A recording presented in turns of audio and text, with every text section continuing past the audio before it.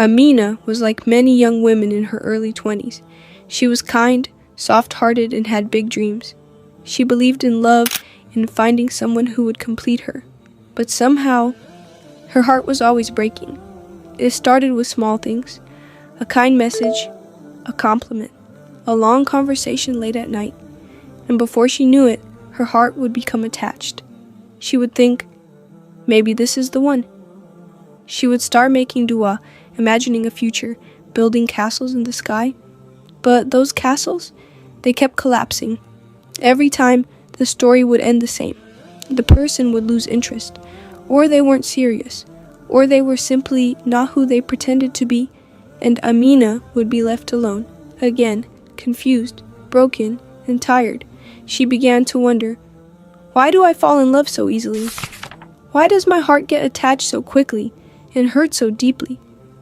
One night, after her third heartbreak in 2 years, Amina sat alone in her room. Tears rolled down her face as she whispered, "Ya Allah, what is wrong with me? Why does this keep happening?" She felt lost, empty, like something was missing from her soul. But that night, something changed. As she wiped her tears, she picked up the Qur'an. It had been a while. Her heart felt distant from Allah. She opened to a random page, and her eyes landed on this verse: "Verily, in the remembrance of Allah do hearts find rest." Surah Ar-Ra'd 13:28. Her heart paused.